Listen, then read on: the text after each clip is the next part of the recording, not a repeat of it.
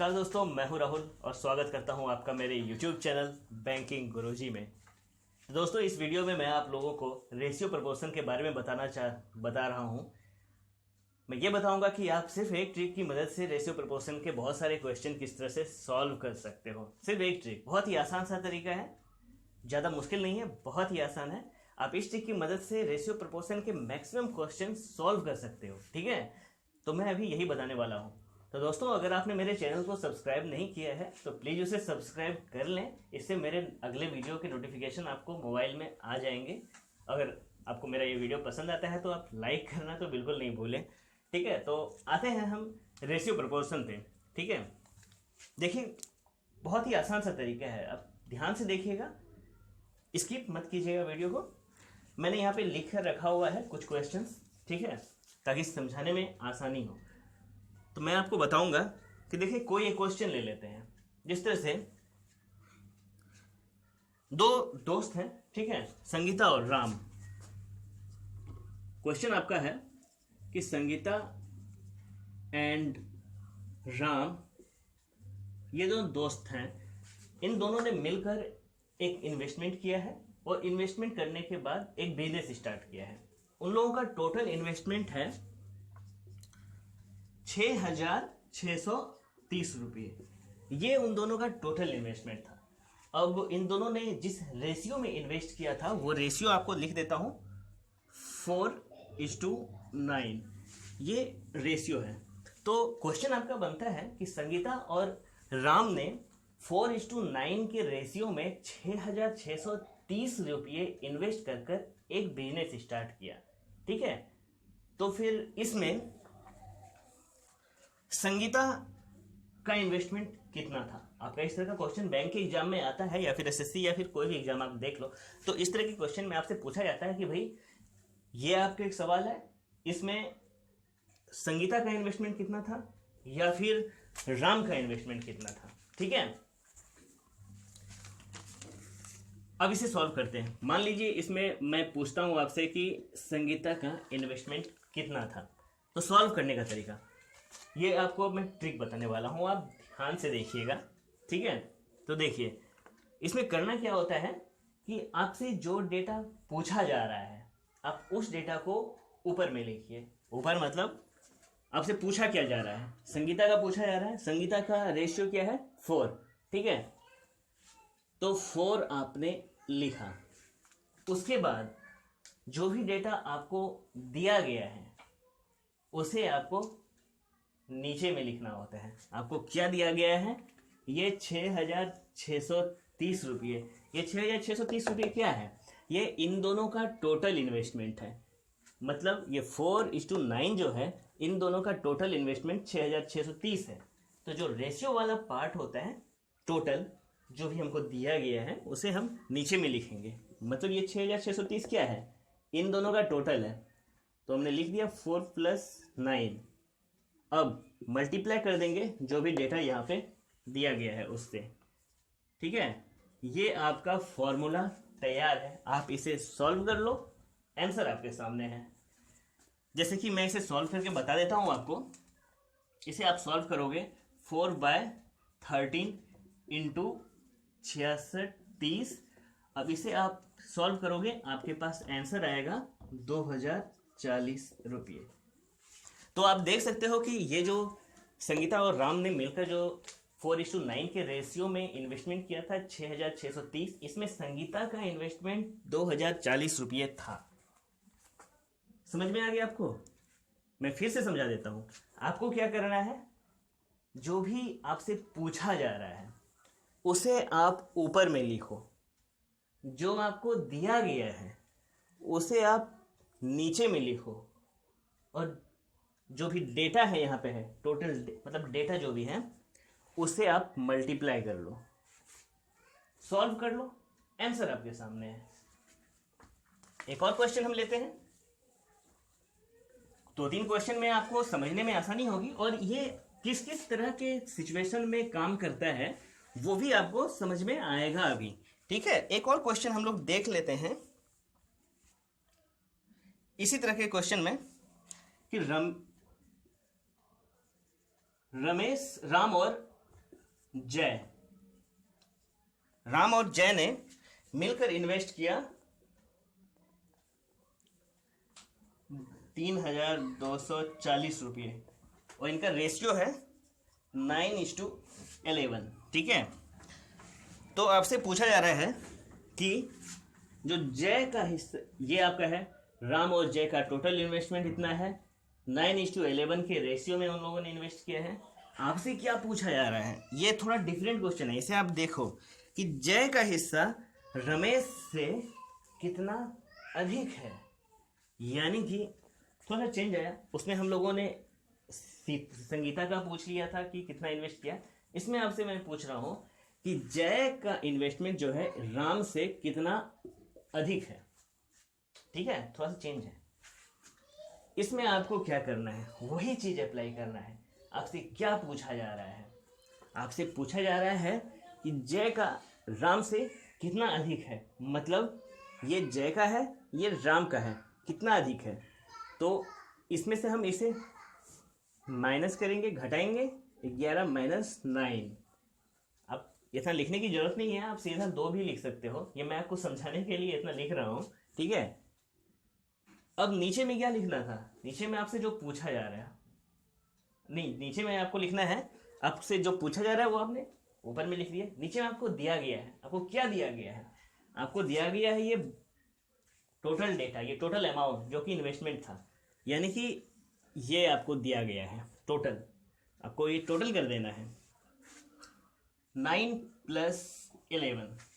अब जो भी डेटा आपके सामने है उसे मल्टीप्लाई कर देना है। ठीक है, अब इसे आप सॉल्व कर लोगे और आपके पास आंसर आ जाएगा।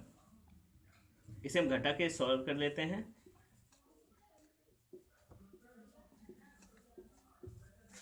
जीरो जीरो कट गया, 2 कट गया, आपके सामने आंसर है 324 रुपये। तो आप देख सकते हो कि जय रमेश से 324 रुपये ज़्यादा इन्वेस्ट किया था।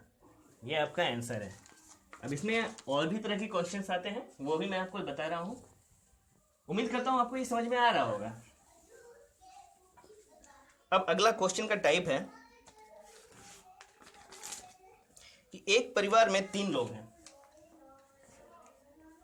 ए बी सी, ये 3 लोग हैं एक परिवार में। ठीक है, उन तीनों के बीच में एक अमाउंट डिवाइड किया जाता है। कितना अमाउंट डिवाइड किया जाता है, उन तीनों के बीच में 4,410 रुपये, 4410 रुपये डिवाइड किया जाता है।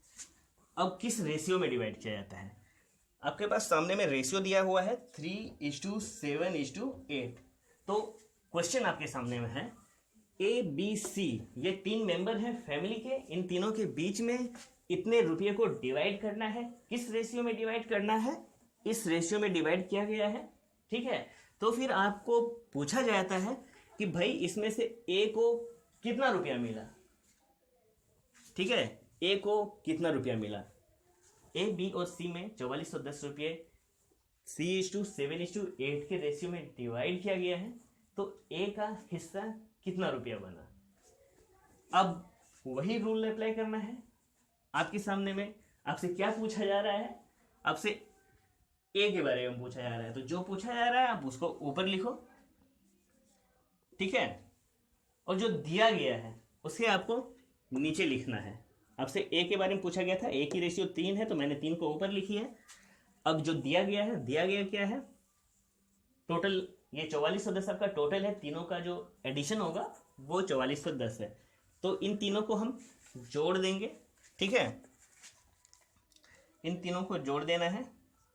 ये समझाने के लिए मैं इतना डिटेल में लिख रहा हूँ, आपको इतना डिटेल में लिखने की जरूरत नहीं है। आप सीधा यहाँ पे तीनों को जोड़ के 18 लिख सकते हो, और जो यहाँ पे है टोटल अमाउंट उसे हम मल्टीप्लाई कर देंगे। इसे हम सॉल्व करेंगे तो 3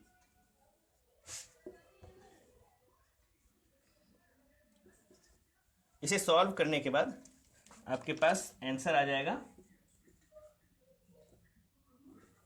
735 रुपया।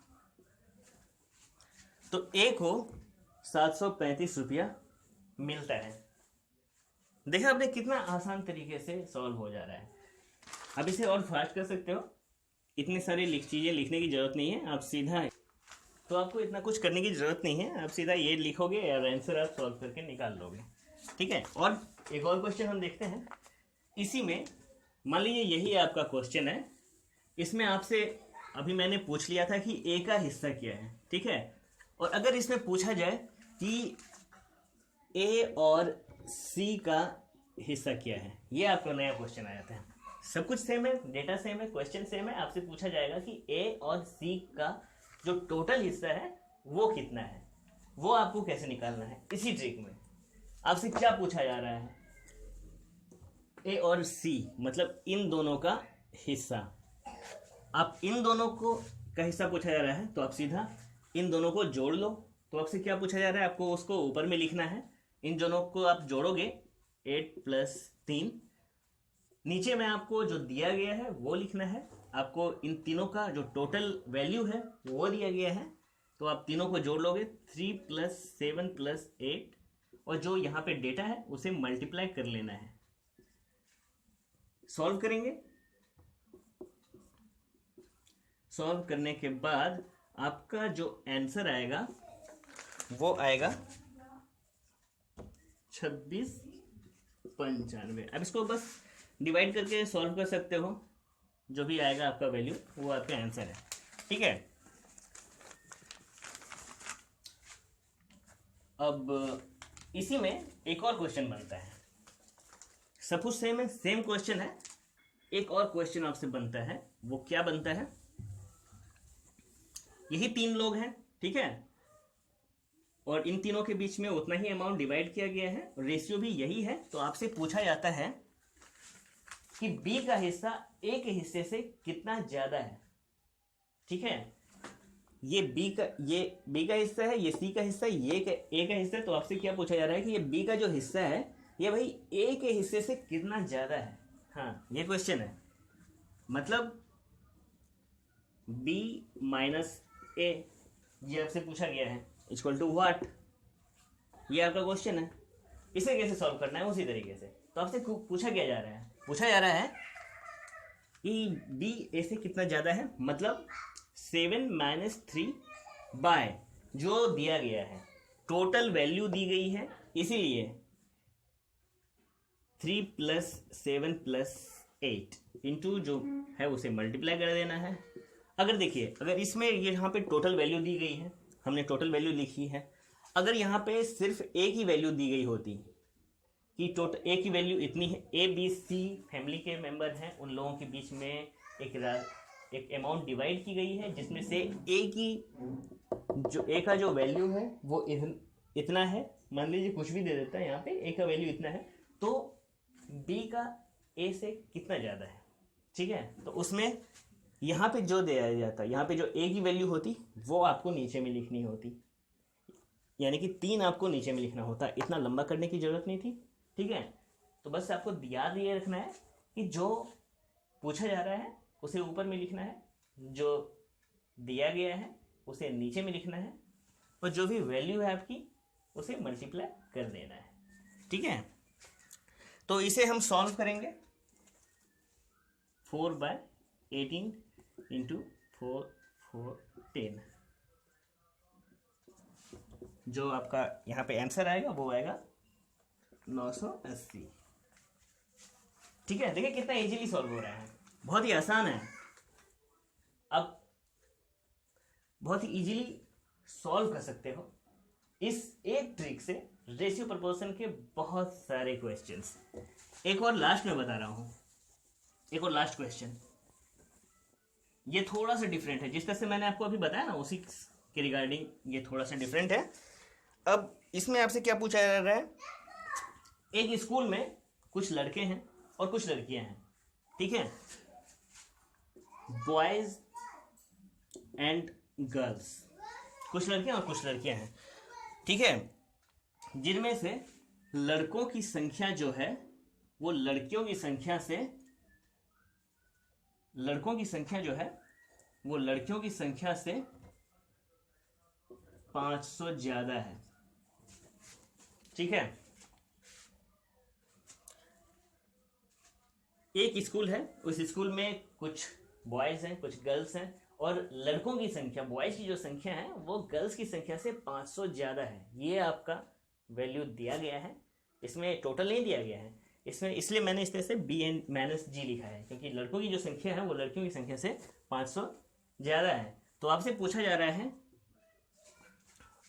और ये 3:2 के रेशियो में है, ठीक है, 3:2 के रेशियो में संख्याएं हैं। आपसे पूछा जा रहा है कि लड़कियों की संख्या कितनी है, ठीक है। तो क्या पूछा जा रहा है, लड़कियों की संख्या पूछी जा रही है, यानी कि 2 पूछा जा रहा है। 2 हम ऊपर में लिख देंगे। दिया गया क्या है, दिया गया है आपका b माइनस जी, ठीक है, 500।